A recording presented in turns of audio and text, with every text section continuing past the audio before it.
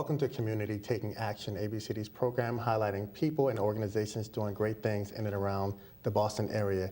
Today's guest, All for One, is a basketball club that seeks to support youth academically and build a solid foundation for a future beyond the court. It recognizes the need to prepare young men for a professional career and the importance of having skills relevant to the workplace. I want to welcome to the program Brenda and Michael Downing, the founders of All for One. Welcome. Hey. Thanks for having us.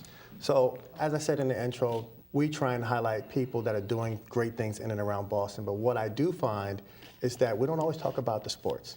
So I wanted you guys to kind of come on and talk about the All for One Basketball Club, which I know, has really been doing phenomenal work, but our audience may not know that. So I want them to get to know you guys. It's funny, it started in a hotel room in Springfield, Missouri, and a hotel room in Cocoa Beach, Florida. My two best friends, one who passed away about 5 years ago, Christopher Siggers, and my other best friend, Ed Powell, who's actually the executive director of Boston Street Safe. We wanted to do a basketball program, and we had already started.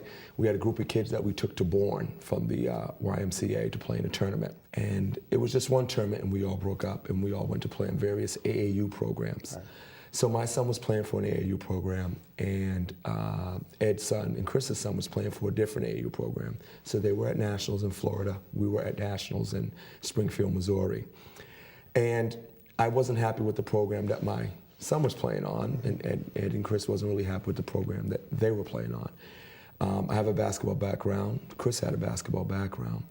And I called Ed from Springfield, talked to him and Chris, said, look, when we get back to Boston, let's put together a program, but I don't just want a basketball program. I want to be different, and I want a program that emphasizes academics. Mm-hmm. We wanted to do something where the name came from everybody, all for one goal.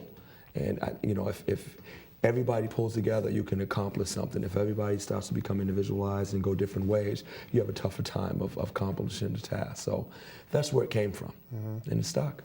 And so, way back in 2004, you're starting an AAU program, competitive basketball environment. When did they have time to study? Well, what we decided to do was we set up a practice schedule where they had to come before basketball practice to study. And I was the one who every day before practice would stop and pick up subs, and we'd feed the kids. So we'd actually bring food to the practice. They would sit there, they would do their homework, they would study. We had volunteer students that would come in and help them, and then they would go to practice. Nice. And if we checked the homework and the homework wasn't right, then those kids stayed back in the study room and the other kids went on to practice. Did you find you had many struggles with the players, the whole notion of the books coming before, the practice, is not common? No, it's not common, and we're a very different program, and All for One is not for everyone, and we found that out over the years because we've had opportunities for some really good players to come through our door, but we will never use you for your basketball skills. One of the biggest stories, I think, in a program that to this day touches my heart is I've always told kids to give back. I don't want nothing from you. Okay, I just want you to come back and give to those who are coming up behind you. And we had a player that I picked up, this is from the first group, who was, they told me to go and watch him. He was playing at the Roxbury Y, and they said he's a really good ball player. You should go and watch him. I think he'd be great playing for you guys. And like Brenda said, if you don't have the grades, you can't play. And we have a certain standard on the team. And we went to watch him play, and the kid was amazing. He was a really good ball player. And I talked to him and his mother at the end of the game. And my first question is to a kid, okay, it's not, do you want to play for All for One? My first question always is, what are your grades?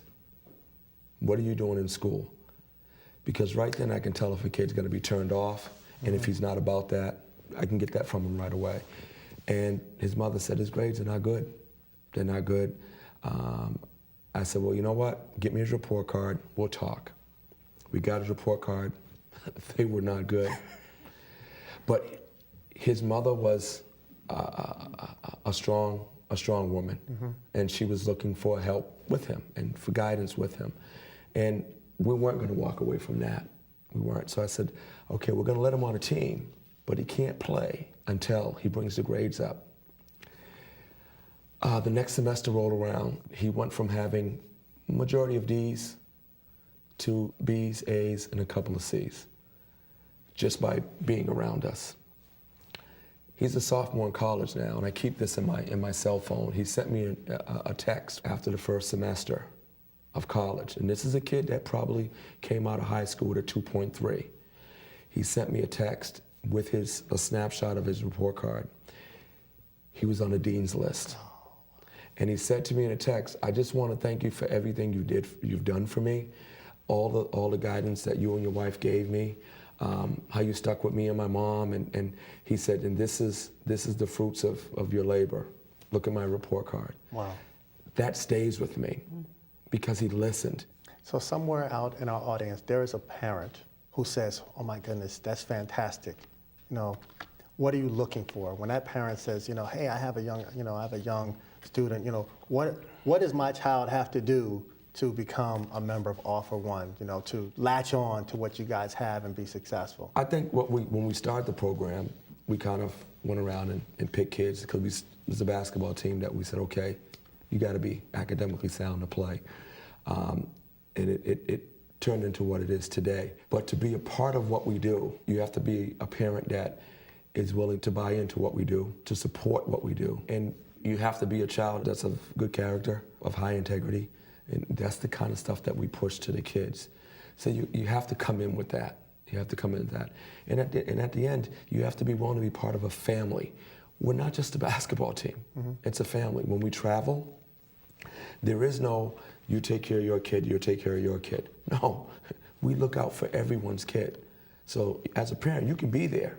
But if your kid is not doing the right thing, there's another parent that will check that kid. How does someone who wants to help the program, what kind of help could you use, and how would they contact you? What's the best way to reach out and say, "You know what, let me support All for One by, volunteering. Oh my gosh, let me raise my hand. I want to volunteer. I want to help. I just want to be a part of the family that All for One has built." Well, we have a website, which is allforOneBasketballClub.com. And people can contact us there. Excellent. We are a nonprofit organization, so. So you take donations? We take donations. We do take donations. Excellent. So, we're available on that website. In the last few minutes that we have, what I want to do is really just acknowledge you all for the many years of work that you have done. It's really our pleasure on the program to highlight not just the large institutions that have been doing things, but the small family-run, nonprofits. So I just really want to thank you guys while I had the opportunity to do that. Any last words, any last shots for the audience, just to let them know, now that they've heard about All for One, what would you leave us with? We're not going to stop what we're doing. We've done it for so long. We're not going to quit. I mean, we always feel that we can help a child and help a young man become a man and understand what it means to become a man, to help that single mom on our team with the struggles of raising a young man. Mm-hmm. And that's what we pride ourselves on, and that's what we'll continue to do. I would say that, what we do is unique, mm-hmm. but there's a need out there for other people to get involved. A long time ago, we saw a need, yes, to run a basketball program, but also to do more in the community and to give back.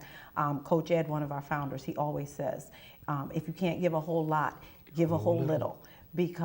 And we do preach that and instill that in the kids. And we've done, the kids have done volunteer work at shelters and in churches and things like that. And, we just teach them that what we do out of love, and we want them to be able to grow up and do the same thing. And I think that's a great point for us to end on. If you can't do a whole lot, do a Do a whole whole little. little. Excellent. Thank you guys very much for being Thank on you. the program. Thank you. Thank you for joining us. My name is Eric Mitch. I'm your host, and this is Community Taking Action. Until next time.